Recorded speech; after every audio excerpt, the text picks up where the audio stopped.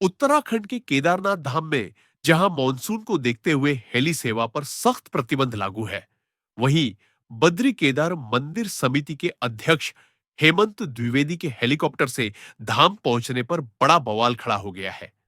सवाल उठ रहे हैं, जब आम श्रद्धालुओं को सुरक्षा कारणों से हेली सेवा से रोका गया है, तो फिर क्या नियम सिर्फ आम लोगों के लिए है?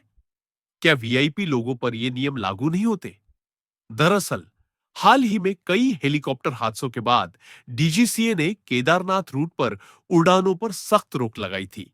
इसके बावजूद बीकेटीसी अध्यक्ष द्वारा वीआईपी मेहमानों के साथ धाम पहुंचना लोगों को नागवार गुजरा है। भाजपा की ओर से प्रदेश महामंत्री आदित्य कोठारी ने इसका बचाव किया है।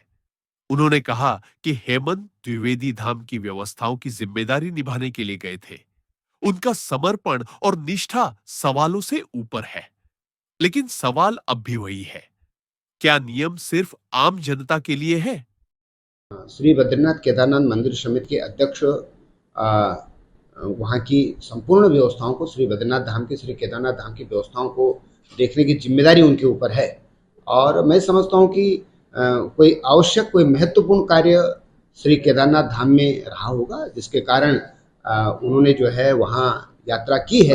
अभी इस विषय में विस्तृत जानकारी मुझे नहीं है कि किन परिस्थितियों में अध्यक्ष जी ने हेलीकॉप्टर से वहाँ यात्रा की है, लेकिन मेरा ये विश्वास है कि कहीं पर भी कोई नियमों के उल्लंघन का कोई विषय उनके मन में नहीं है और किसी भी साधन के दुरुपयोग का विषय भी उनके मन में नहीं है, क्योंकि जो हमारे अध्यक्ष हैं श्री हेमंत द्विवेदी जी, वो पूरे समर्पण के साथ में, पूरी निष्ठा के साथ में, और उन्होंने भगवान बद्रीनाथ केदारनाथ जी की सेवा का जो व्रत ठाना है, मुझे लगता है कि उनके समर्पण और उनकी निष्ठा के सामने इस प्रकार का प्रश्न चिन्ह उठाना मुझे लगता है उचित नहीं।